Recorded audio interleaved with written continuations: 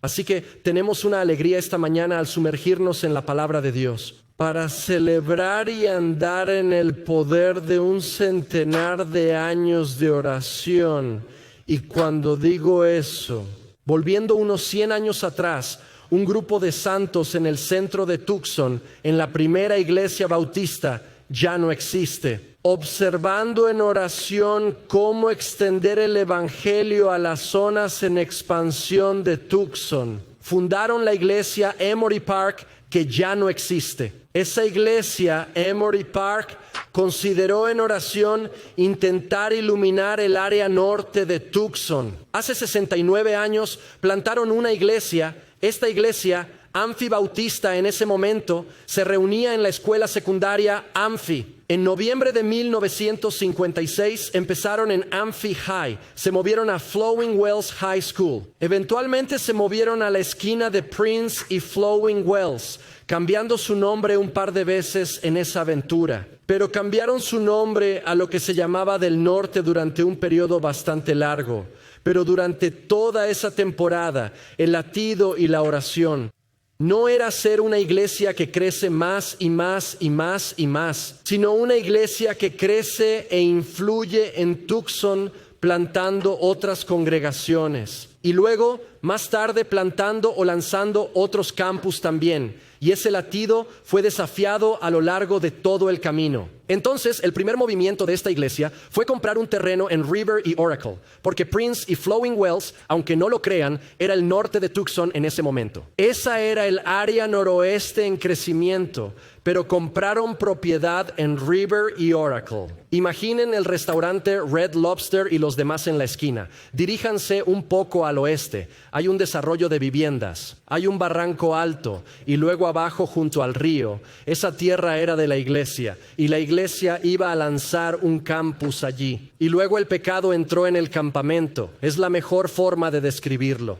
¿Alguna familia tuvo reuniones esta semana? Vale, no quieren admitirlo, pero tuvimos familia. Hablaba con alguien hoy, me dijo. Estábamos hablando de reuniones familiares y me preguntó, ¿cómo describirías una reunión familiar? Y pensé, yo lo describiría como un hermoso, alegre y caótico desastre. Eso es lo que yo describiría como, así que la iglesia estaba al mismo tiempo. Así que el pecado entró en el campamento. De hecho, tuvieron que vender el terreno durante ese proceso solo para pagar las cuentas durante un tiempo. Fue desafiado una y otra vez. Lanzamos una familia en Thornydale en los años 70, en North Thornydale, justo al norte de aquí. Y esa visión fue desafiada constantemente, pero es la visión de la iglesia crecer de esa manera. Y estamos al borde de poder hacer eso. Así que esta mañana, en el servicio, vamos a reunir al equipo que está lanzando el campus de Gladden Farms. Y vamos a poner nuestras manos sobre ellos y orar por ellos. Pero esto no es solo el campus de Gladden Farms, es para todos nosotros. Y hay cosas prácticas para nosotros. 2 cosas pequeñas sobre este edificio que quizás no sabías. Una es justo aquí. A unos 4 pies de profundidad bajo esta losa, si cavaras la tierra, encontrarías, es mi primera Biblia de predicación, pero estaba hecha a pedazos y cayéndose, pero como parte de estar en la palabra de Dios, fue plantada justo ahí. Esta sala fue diseñada para 750 personas con 2 servicios. Para eso fue construida. Con 2 servicios, si promediáramos 750 personas, el deseo no era construir un auditorio más grande, una congregación más grande, sino lanzar a través de campus o plantas. El edificio fue diseñado para 1,200 personas. Así que este edificio, si tomamos nuestro promedio desde agosto hasta hace 2 semanas que tuve estos números, nuestro promedio en esta sala con los 2 servicios, diseñado para 750, fue de 782. El edificio para 1,200, el promedio fue de 1,163. Como que ya llegamos. Y no queremos construir un edificio más grande. Queremos crecer e influir en Tucson, lanzando campus y plantando iglesias. Anteriormente no hemos tenido la capacidad de hacer nuestra propia plantación o campus, pero en los últimos 6 años, las iglesias con las que se han asociado, lo sepan o no, con las que nos hemos asociado para ayudar a lanzar nuevas iglesias son Branches Church, Living Branch Church, Ambassadors Church, Redeemed Life Church, Table, que se convirtió en Trinity Reformed Church, y Doxa. Esas 6 iglesias solo en los últimos 5 o 6 años. Esas son celebraciones. Hay una batalla entre la luz y la oscuridad en este mundo. Y una de las cosas que estamos llamados a hacer como cristianos y como iglesia es a rechazar la oscuridad, a hacer todo lo posible para brillar una luz en este mundo que marque la diferencia. Las cosas están rotas y desmoronándose y queremos ver el favor de Dios resplandecer en este mundo para que nuestros vecinos, sean musulmanes, judíos, cristianos o ateos, no importa. Hay vecinos en nuestros vecindarios, en nuestras escuelas, en los departamentos de policía, en los negocios de nuestros barrios. Encuentran favor solo porque los cristianos están cerca y Dios está irradiando su luz. Así que podemos andar en eso esta mañana al lanzar este campus. Ahora lo que vamos a hacer es recorrer un pasaje en Hechos capítulo 13 sobre la iglesia lanzando a Bernabé y a Saulo y orando por ellos. Y vamos a aplicar eso no solo para orar por el equipo del campus de Gladden, sino para cada uno de nosotros. Iremos a Hechos capítulo 13 y comenzaremos en los primeros 3 versículos. Ahora, en la iglesia de Antioquía había profetas y maestros: Bernabé, Simón, llamado Níger, Lucrecio de Cirene, Manaén, miembro de la corte de Herodes, el tetrarca, y Saulo. Mientras adoraban al Señor y ayunaban, el Espíritu Santo dijo: separad para mí a Bernabé y a Saulo para el trabajo al que los he convocado. Entonces, después de ayunar y orar, les impusieron las manos y los despidieron. Podrías pensar que este es el pasaje menos interesante que he leído para un servicio últimamente. Es una lista de nombres, pero analicemos lo que ocurre aquí. Primero, quiero volver al inicio de Hechos. Al comienzo de Hechos, capítulo 1, Jesús habla a sus discípulos sobre ser testigos en este mundo. Y dice esto, Hechos capítulo 1, versículo 8. Pero recibirán poder cuando el Espíritu Santo venga sobre ustedes, y serán mis testigos en Jerusalén, en toda Judea y Samaria y hasta el fin de la tierra.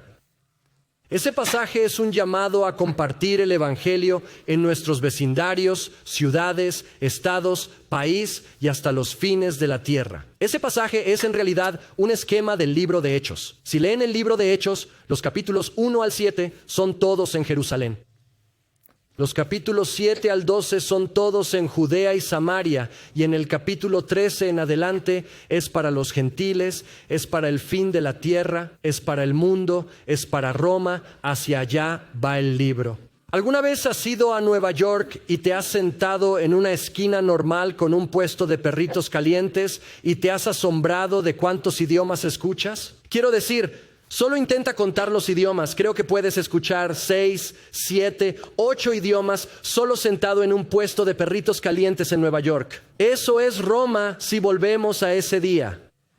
Esa era Roma, el punto final, el fin del mundo. Si lograbas llevar el Evangelio hasta Roma, habrías compartido el Evangelio con el mundo. Esa era la visión, y esa es la visión del libro de Hechos. Así fluye Hechos. Y así en el capítulo 13 el Evangelio da un giro. Ya no está en Jerusalén, ya no está en Judea o Samaria. Se dirige hacia los confines de la tierra y específicamente hacia los gentiles. Así que la iglesia en Antioquía es donde comienza este pasaje. Volviendo a Hechos capítulo 13, dice: ahora había en la iglesia de Antioquía. Antioquía es una iglesia fundamental. De hecho, es el lugar donde la palabra cristiano se usó por primera vez. Un movimiento se estaba iniciando. Y hay 5 líderes en la iglesia de Antioquía. Están enumerados aquí para nuestra consideración. Es un grupo bastante diverso. Tenemos a Bernabé, el que da ánimo. Tenemos a Simeón, a quien llaman Níger. 2 de los 5, aunque no es necesariamente relevante, resulta que eran de piel oscura. Simón, que es llamado Níger, que es la palabra latina para negro. Lucius de Cirene, Libia hoy, África del Norte, también habría sido negro. Y Manaén, quien era un miembro de la corte de Herodes el tetrarca. Es como una pequeña pieza extraña. Herodes el tetrarca, ese es Herodes Antipas. Ese es el Herodes que hizo bailar a su hija adoptiva y mandó decapitar a Juan el Bautista para dar su cabeza como regalo. El amigo de toda la vida de ese Herodes se hizo cristiano, influyente en la corte de Roma, y sin embargo, aquí hay un líder en la iglesia de Antioquía, y Saulo. Ahí están los 5. Ahora están en adoración y durante su adoración están practicando el ayuno. Y mientras ayunan y oran, Dios se manifiesta y les habla. No es suficiente que se reúnan y tengan las bendiciones de Dios dentro de sus muros. No es suficiente que tengan esta comunidad de gente para amarse y apoyarse y caminar la vida cristiana juntos. No es suficiente. El evangelio tiene que salir, tiene que ser enviado. Así que voy a pedirles que tomen a 2 de sus 5 líderes y los envíen, los lancen. Y si Pablo y Bernabé, digo Pablo porque Saulo se convirtió en Pablo, si Saulo y Bernabé no hubieran ido en este primer viaje de misión, ni usted ni yo estaríamos aquí hoy. Esta iglesia no existiría. Ahora bien, hay varios principios en este texto que se aplicarán a todos y cada uno de nosotros y al lanzamiento del equipo que me gustaría repasar. El primero es este: existe un principio fundamental de que Dios te ha creado con un propósito específico. Dios te ha diseñado para un propósito. Tus padres, tu crianza, el pecado, la fragilidad que han desafiado tu vida, las luchas, las dificultades, todo sobre tu vida. Dios ha estado presente en cada uno de esos aspectos y te ha moldeado para un propósito, para un propósito. ¿De dónde saco eso en este pasaje? Quiero volver a Saulo, una persona entre los 5 que se transformó en Pablo. Quiero decir, ¿quién era él?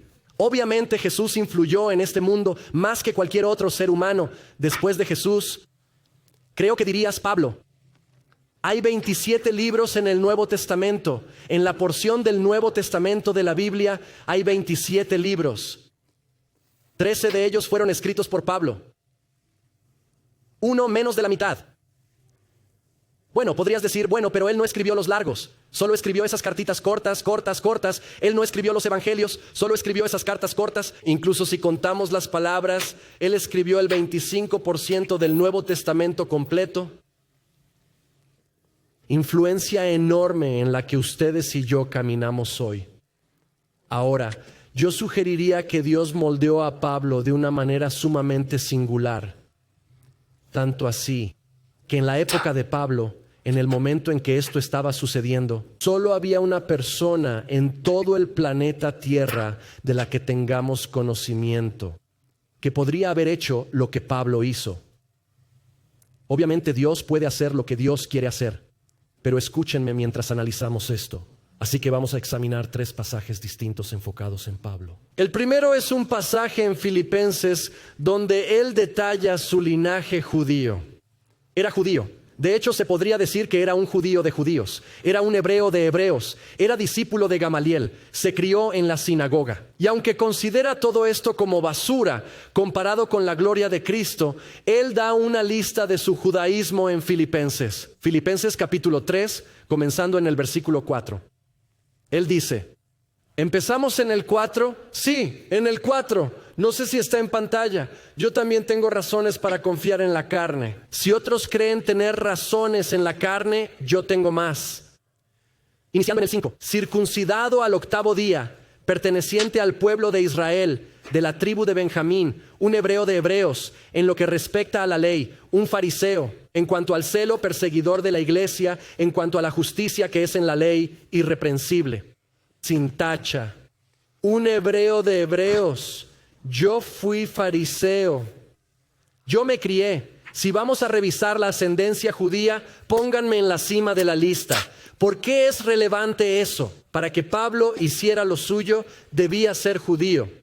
Tenía que saber las escrituras judías. Debía ser bienvenido por los apóstoles en Jerusalén. Tenía que poder ir a la ciudad santa y pararse firme para que la gente supiera quién era. Él era un hebreo de hebreos. Pero no era solo un hebreo de hebreos. Voy a ir a un segundo pasaje, en el libro de Hechos, en el capítulo 2. Está por ser azotado, ha compartido el evangelio, está siendo perseguido. Está atado, está amarrado, sus brazos están extendidos y hay un soldado romano a su lado con un látigo de azotes a punto de golpearlo. Leemos estas palabras en Hechos, capítulo 22, versículo 25. Pero cuando lo habían extendido para los azotes, Pablo dijo al centurión que estaba cerca: ¿es lícito que ustedes azoten a un hombre que es ciudadano romano y sin condena? Pablo es hebreo de hebreos. También tenía ciudadanía romana en su bolsillo. Un pasaporte de los Estados Unidos sirve de mucho en una embajada estadounidense en cualquier nación del mundo. Lo están estirando. Está a punto de ser flagelado. Hay un soldado justo a su lado con un látigo. Hay un centurión cerca que está supervisando todo. Un centurión es un líder de 100 soldados. Y mira al centurión y dice: oye, por cierto, ¿está bien que golpees a un ciudadano romano? Que todos se detengan. Quiten el látigo. Él retrocede, de hecho, hacia otro soldado de su rango o superior. Este tipo dice que es ciudadano romano. Lo azotan, están en un lío. Vuelve y dice: ¿eres ciudadano romano? ¿De verdad? ¿Tuve que pagar mucho dinero por mi ciudadanía romana? Y Pablo dijo: oh, yo nací siendo uno. Mi ciudadanía es incluso superior a la suya. Sí, soy ciudadano romano. Esto es algo grande. Porque para que Pablo llevara el evangelio a Roma, tenía que ser ciudadano romano. Tenía que trabajar a través del gobierno de Roma. De hecho, no solo usa su ciudadanía romana, saca su pasaporte 2 veces en la vida. Aquí, cuando está a punto de ser azotado. Y más tarde, cuando está a punto de ser azotado otra vez, saca su pasaporte y dice: apelo al César. Era un derecho de todo ciudadano romano. En cualquier corte, en cualquier momento. Si creías que había injusticia, podías apelar al César. ¿Y a dónde irías? A Roma a ver al César.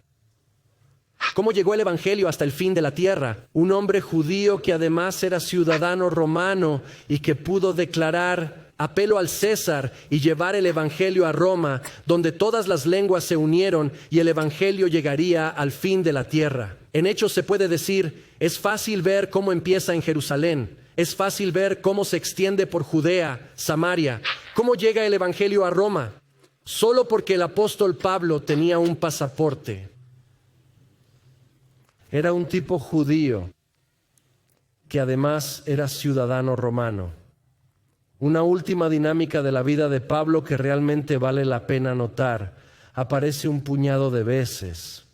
Fue entrenado en griego clásico, idioma, cultura, artes, poesía y literatura. Escuchen este diálogo en Hechos 22. Estaba preso, su vida amenazada. Había un grupo de judíos que intentaban matarlo, así que lo estaban moviendo de un cuartel o celda a otra celda. Y dice: mientras iban a meter a Pablo en el cuartel, él le dijo al tribuno: bien, así que si un centurión en el pasaje anterior es un líder de 100 soldados, un tribuno es un líder de 600 soldados o 6 centuriones. Así que es un funcionario gubernamental de alto rango. Le dijo al tribuno, ¿puedo hablarle? Y él dijo, ¿hablas griego? No captamos el matiz, pero cuando lo están conduciendo al cuartel, ve a un tribuno, solo lo guía un soldado. Pero mira a ese tribuno en algún lugar del patio y le dice en griego cristalino, oye, ¿podemos hablar? Y el tribuno reacciona, vaya. Hay un judío sucio y pequeño que acaba de hablar griego perfecto. Y entran en una conversación. Aparece en la vida de Pablo en múltiples lugares. Cita literatura griega, cita filósofos griegos.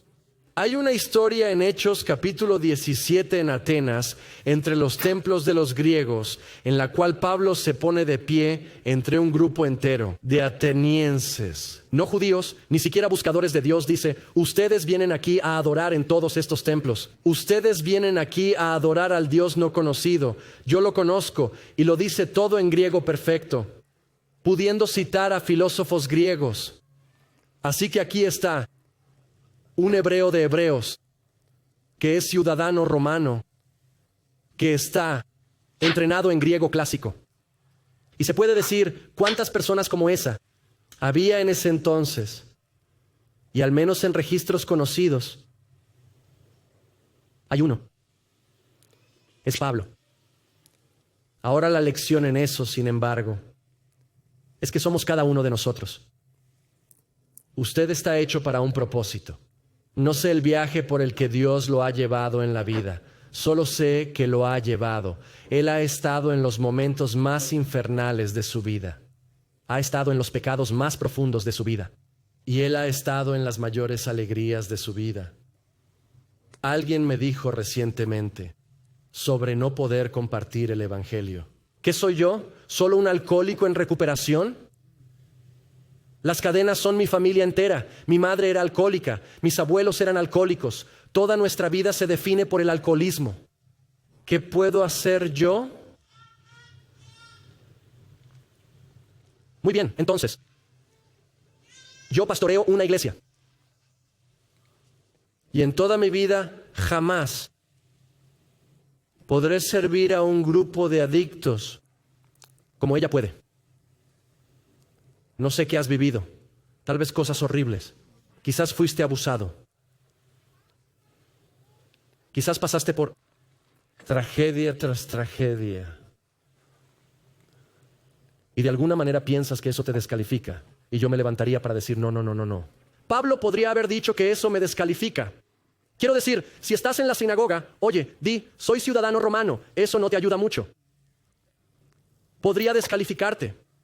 Si dices a los romanos que eres judío, eso no te califica para mucho. Te echan del grupo. Si te paras en la sinagoga y citas filosofía griega, no es útil. Pero esas cosas no lo descalificaron, lo calificaron. Y las circunstancias de la vida por las que Dios te ha sostenido te permitirían compartir el Evangelio que otros no podrían. Dios te ha equipado con un propósito específico.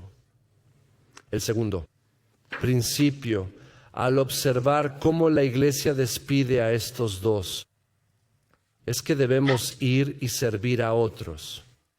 Tenemos que servir.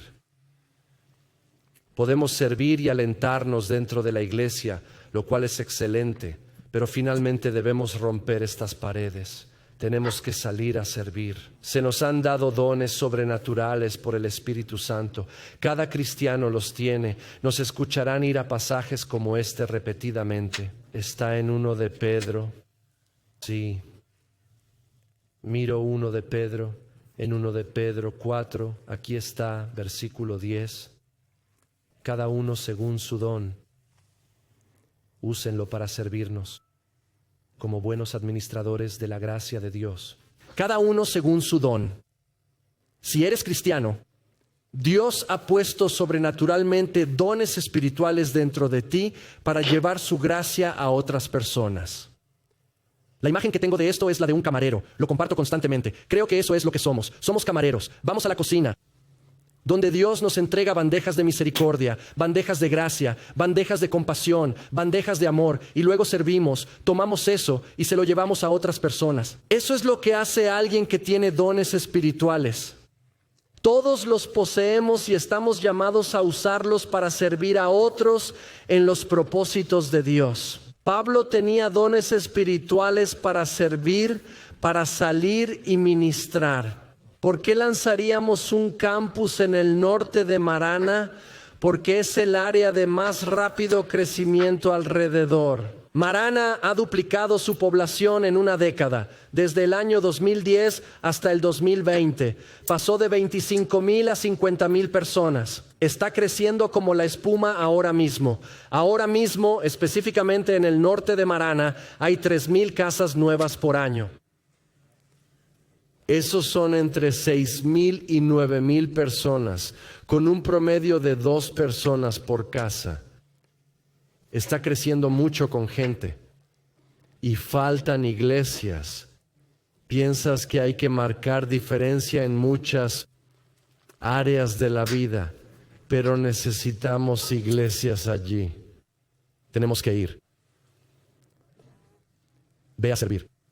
Principio 3, ve a compartir. Ve a compartir. Hechos 1:8, empezamos allí. Recibirán poder cuando el Espíritu Santo haya venido sobre ustedes. ¿Y cuál es el poder de ese Espíritu Santo para hacernos hacer? Y seréis mis testigos en Jerusalén y en toda Judea y Samaria y hasta el fin de la tierra. Debemos ser testigos. Testigos. Y eventualmente, de alguna forma, eso se reduce a compartir el Evangelio. Es una zona sin culpa, pero es bueno reflexionar. ¿Cuándo compartí el Evangelio por última vez? Hay alguien en el gimnasio con quien me hice amigo en el gimnasio. No sé qué significa. Significa que se saludan varias veces a la semana, se ven, se ponen al día y hablan de cosas muy superficiales. Y fue un poco más allá de lo superficial cuando los invité al servicio de Nochebuena. Habían descubierto que yo era pastor. No sacas eso al principio de las conversaciones. Si dices que eres pastor al inicio, es código para que no te hablen más. Pero los invité al servicio de Nochebuena y al hacerlo sentí que se encendía una alarma roja, como si dijera, no cruces esta línea, esto está prohibido. Recibí la respuesta tibia, sí, en fin, tienes familia llegando. No quisieron venir al servicio de Nochebuena, no vinieron al servicio de Nochebuena, pero dejó espacio para una conversación después. Di, oye, ¿en qué punto te encuentras con Dios? La forma en que tú no quisiste venir a la iglesia. Me pregunté si has tenido heridas de la iglesia o en tu familia. ¿Dónde estás con Dios, dirías? Eventualmente tienes que cruzar esa línea para compartir el Evangelio. Es bueno alimentar a la gente, es bueno vestir a la gente, es bueno dar tutoría a la gente, es bueno acompañar a la gente necesitada, pero escúchenme cuando digo esto sonará fuerte, si eso es todo lo que hacemos. Está vacío al final del día. Tenemos que, mientras alimentamos a la gente, mientras vestimos a la gente, mientras damos tutoría a la gente, mientras ayudamos a la gente, mientras nos hacemos amigos de la gente, tenemos que en algún nivel compartir el Evangelio. Dios tiene esta misión para nosotros. No es solo para el equipo Gladden, sino para cada persona aquí presente. Voy a pedirle a Luke que suba. ¿Dónde está? Ahí estás, te estás escondiendo. Si mides 2 metros y 1 centímetro, es difícil esconderse. Así que Luke será el pastor del campus en Gladden Farms. Y sí, hay cero duda alguna de que Dios te ha llamado a esta tarea y es emocionante. Pero quiero repasar solo los 3 puntos de aplicación en esta como esa afirmación de que Dios te hizo para un propósito. ¿Cómo se ve eso en tu vida, en la vida del equipo, al lanzar este campus? Greg, creo que cuando pienso en Dios equipándome para un propósito y luego tú hablando sobre Pablo y los diferentes aspectos de su crianza, sabes, pienso en muchos aspectos de la crianza que tuve. Fui muy afortunado de crecer en un hogar cristiano y crecí en Australia, como probablemente puedas notar por mi forma de hablar. Así que una de las cosas que Dios realmente puso en mi corazón cuando era joven es que fui muy afortunado de crecer con mis dos padres que amaban a Jesús. Me llevaban a la iglesia, experimenté el amor de Dios y decidí seguirlo joven. Hay un versículo de Jesús: a quien mucho se le da, mucho se le exige. Y no pasó mucho tiempo después de terminar la secundaria cuando dije: está bien, Dios, ¿qué se supone que debo hacer? Servía en una iglesia, en el equipo de adoración, en el grupo juvenil, todo eso, y fui a Fiji en un viaje de misión. Fue entonces cuando Dios dijo: quiero que regreses a Sydney. Quiero que estudies para ser maestro, porque quiero que compartas la consistencia que tuviste en tu vida al crecer y seas un apoyo constante para los niños como maestro. Entonces dije: de acuerdo, iré y haré eso. Avanzando un par de años en la carrera, llegué a los Estados Unidos esperando ver lo mejor de lo mejor en educación física y deportes. Y ciertamente los deportes son los mejores aquí. Pero la educación pública, pensé, vaya, aquí está la oportunidad. Y fue justo en la carretera Anklam que miraba hacia la ciudad y Dios dice: te he llamado aquí, hijo. Mi plan original era enseñar en una escuela difícil en el interior. Pero Dios puso amor por Tucson y por ser educador aquí. Y entonces empecé a enseñar y en los primeros 5 años tuve 5 directores. Y yo pensaba: ¿qué está pasando? Los maestros se van por todas partes. ¿Qué pasó con esa consistencia para los niños que debíamos ofrecer? Y el Señor dice: es hora de que regreses y vuelvas a estudiar para ser administrador. Y mientras estoy lidiando con la administración de la escuela pública, parte es la separación de iglesia y Estado. Y yo pienso: esta gente necesita a Jesús. No necesitan mi consistencia, solo necesitan a Jesús. Y fue muy difícil para mí, con ese rol de liderazgo y autoridad, poder hacer eso a menos que me lo pidieran. Así que estoy muy agradecido con el pastor Paul, quien cuando lidiaba con la pregunta: Dios, ¿qué significa ser sal y luz en esta temporada? Pensé quizás en hospitalidad, ¿sabes? Trabajé de mesero en Outback Steakhouse, lo cual fue muy divertido y lo disfruté. Sentía que estaba en mi mejor momento haciendo esto. Si alguien está hecho para ser mesero en Outback, eres tú. Siempre quise hacer los comerciales, pero no me dejaron. Pero me encantaba. Ahí sentí que era sal y luz. Hice algo de hospitalidad, algo de marketing, algo de ventas y disfruté eso. Estoy hecho para tratar con la gente. Amo a la gente. Así que cuando me senté con Paul, él dice: bueno, ¿has considerado el ministerio? Y fue en ese momento que Dios inundó mi corazón y mi mente con todas las personas que me habían animado o todas las experiencias que tuve en la iglesia al crecer. ¿Dónde? No pasó mucho después de hablar con Sara que Dios lo confirmó. Así que ha sido una alegría poder recorrer esta temporada de prepararme para lanzar el campus. Parte de la alegría como pastor es sentarme con gente que dice: yo siento que Dios está tocando mi corazón para ser parte de esto, y solo escuchar sus historias, sin importar por lo que Dios los haya hecho pasar y de dónde provienen. La mitad no vive en Gladden Farms, pero les emociona la misión de compartir las buenas nuevas y amar a sus vecinos. Ha sido una alegría. Diré esto de Luke: no solo tus habilidades sociales, si lo ves en el campus, fui a una fiesta y Luke está ahí como el director Luke, saludando a todos en la calle. Y es que está conectado de una manera personal.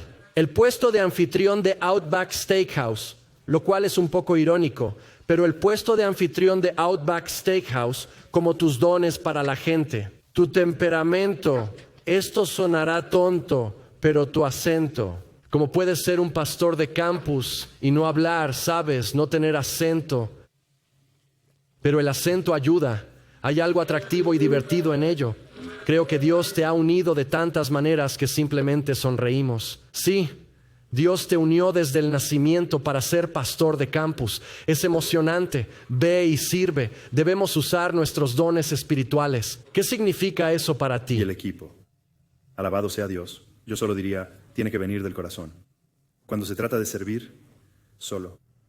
Dedica tiempo a orar, buscar al Señor y pedirle que examine tu corazón. ¿Cómo, Dios? ¿Qué me apasiona? ¿Cuáles son mis dones? ¿Por dónde me has traído a través de experiencias que realmente me ayudarán a servir y a ministrar a las personas en donde es que Dios te está llamando a servir? Una de las alegrías para nosotros al llegar a New Life fue que Sara estaba un poco más conectada cuando llegamos por Moms Matter y The Nest. Y entonces, para mí, siendo director en ese momento, sabía que llegaría una temporada en la que necesitaría dar un paso al frente y servir. Sabes, estamos llamados a ser contribuyentes, no consumidores. Y vi al equipo de seguridad cuando llegué aquí y pensé, hombre, como director, la seguridad es una parte enorme de mi trabajo. Y luego, como padre, realmente aprecio a ese equipo. Así que pensé, creo que ahí es donde Dios me está guiando para servir. Fue una alegría conocer a los muchachos y servir en ese equipo. Tiene que venir del corazón. Verás, hubo un tiempo, creo yo, en el que necesitábamos un poco de tiempo para volver a llenarnos. Pero luego llegas al punto en que Dios te llama y te dice, es hora de servir. Sí. Escucharás esto, pero quizás pienses, no sé cuáles son mis dones espirituales, solo lánzate y sirve. Escucharás estas invitaciones sobre dones espirituales todo el tiempo. Nuestros próximos pasos son en 2 semanas, el sábado 10 de enero. Gran parte es hacer un inventario de dones espirituales. Tenemos algo el 21 de enero, lo mismo. Bien, última pregunta. Sal y comparte. Ve y comparte el Evangelio.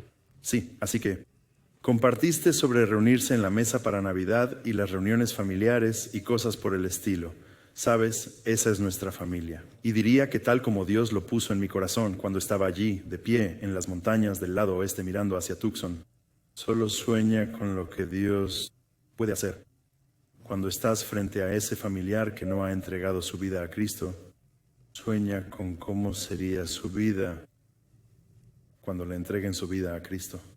Y por eso les animaría a todos en lo que respecta a Gosher a cultivar ese tiempo de soñar con esta ciudad y su familia. Y eso proporciona la esperanza de la que, sabes, Hebreos habla. La fe es la sustancia de las cosas esperadas, la evidencia de las cosas no vistas. Así que cultiva esa esperanza en tu corazón por esa persona o esa región hacia donde Dios te está guiando. Eso te da el valor para ir y decir, ¿puedo invitarte a la iglesia? Yo crecí yendo a la conferencia Hillsong y venían pastores de todo el mundo. Tenemos el Super Bowl cada domingo con estos chicos, ¿no sabes? Y somos muy afortunados. Y por eso me da mucha confianza cuando toco puertas e invito a la gente a la iglesia donde van a escuchar sobre Jesús. Van a escuchar las buenas nuevas del Evangelio. Y como iglesia, tenemos una comunidad que los ama cuando cruzan esas puertas. Y para que ellos vean la iglesia en acción semana tras semana, eso es lo que me da emoción invitarlos. Alabado sea Dios. Esto no es solo el equipo Gladden y Luke. Somos cada uno de nosotros. Hay una guerra entre la luz y la oscuridad. La quebrantación de este mundo se está desmoronando a nuestro alrededor. Y Dios nos ha dado dones para marcar la diferencia e irradiar luz. Espero que una de las cosas que nos llevemos, cada uno de nosotros, sea como yo. ¿Cómo estoy trayendo el reino de Dios a la tierra como en el cielo aquí mismo? Así que quiero que el equipo Gladden suba. Vamos a orar por ellos. Así que si eres parte del campus Gladden en cualquier nivel, yendo a ese campus, ven aquí arriba. Y luego los ancianos CLT vengan también y vamos a orar por este equipo y enviarlos. Como enviar a Saulo y Bernabé hizo una diferencia para todos nosotros. Sí, mientras el equipo sube, estos chicos han hecho un trabajo fenomenal sirviendo en los servicios de vista previa semana tras semana. Tuvimos más de 220 personas allí para los servicios de Nochebuena, lo cual fue un regalo. Solo queremos invitarte, vamos a hacer un taller después de este servicio. Sal, uno de nuestros ancianos, dirigirá un taller de evangelismo y alcance. Si quieres unirte, estaremos en la sala 7 para un taller sobre cómo compartir el amor de Jesús con nuestros vecinos. Alabado sea Dios. Alabado sea Dios. Oremos juntos. Stacy orará y luego yo cierro. Dios, te damos gracias por solo tu visión y tu dirección al lanzar Gladden. Tenías un plan y propósito para esa área antes de que soñáramos. Así que Dios, gracias por eso. Señor, derramarías tu abundante bendición y aliento sobre Luke y Sara. Fortalécelos mientras lideran este campus y al equipo se integran a la comunidad. Dios, oro por el equipo. ¿Traerías unidad entre ellos? Dios, dales un fuego ardiente en sus corazones para alcanzar a esa comunidad de allá, para que muestren tu amor y tu gracia y tu misericordia a todos los que caminan por ese campus cuando están allí. Señor, tanto que perdure allí durante toda la semana cuando se van. Dios, gracias por cada uno que dijo sí y entró en tu propósito para ellos en Gladden. Te alabamos y te amamos. Señor, me regocijo de estar en el poder de 100 años de oraciones para hacer una diferencia en el noroeste de Tucson. Te doy gracias y me regocijo de estar en el poder de los hombres y mujeres que han servido tan fielmente generación tras generación, yendo hasta Saulo y Bernabé, siendo enviados a compartir el Evangelio.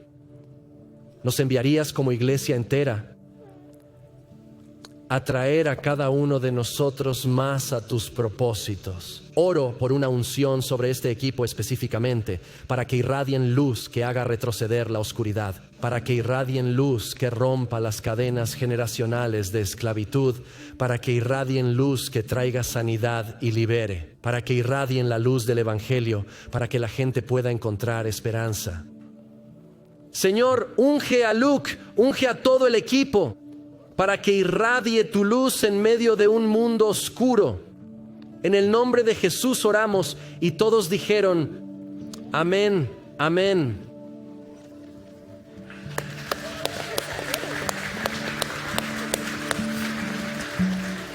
Pónganse de pie, vamos a cerrar con una canción. Tenemos una declaración de valores aquí como iglesia que dice esto: Dios me ama a mí y a mi prójimo. Cerraremos con una canción sobre cuánto nos ama Dios. Tenemos que captar eso, pero al captar cuánto nos ama Dios, Él no solo nos ama a ti y a mí, Él ama a nuestros vecinos. Que eso sea una motivación para compartir el Evangelio. Pongámonos de pie y cerremos cantando.